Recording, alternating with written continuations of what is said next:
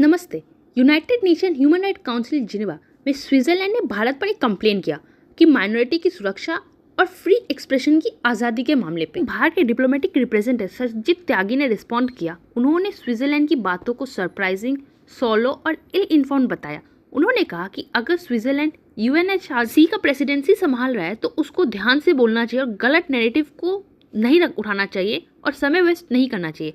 भारत ने ये भी पॉइंट उठाया कि हर देश की अपनी चैलेंजेस होती है। त्यागी ने स्विट्जरलैंड से भी कहा कि वो अपने देश में होती रेसिज्म, जेनोफोबिया का मतलब होता है एक हेट्रेड टुवर्ड्स फॉरेन कल्चर और पीपल और सिस्टमिक डिस्क्रिमिनेशन जैसे इशू पे भी काम करे।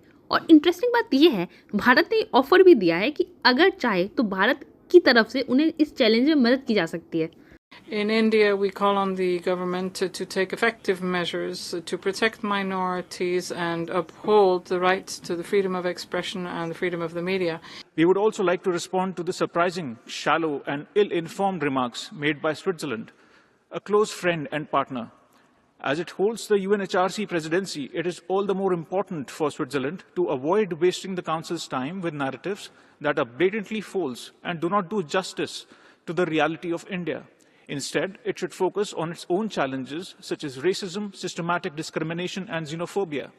As the world's largest, most diverse and vibrant democracy, with the civilizational embrace of pluralism, India remains ready to help Switzerland address these concerns. एक बात मुझे समझ नहीं आती है, वेस्ट के देशों को क्यों लगता है कि भारत में फ्रीडम ऑफ स्पीच नहीं है, फ्रीडम ऑफ एक्सप्रेशन नहीं है। यहाँ पे तो हर बात पे गवर्नमेंट को अपोज किया जाता है, चाहे वो बात सही हो या गलत हो। और ये बात सही भी है, गवर्नमेंट को अपोज करना भी चाहिए और ये डेमोक्रेसी में होता है। जब हम गवर्नमेंट को अपोज नहीं करेंगे तब तक देश में ग्रोथ कैसे आएगा।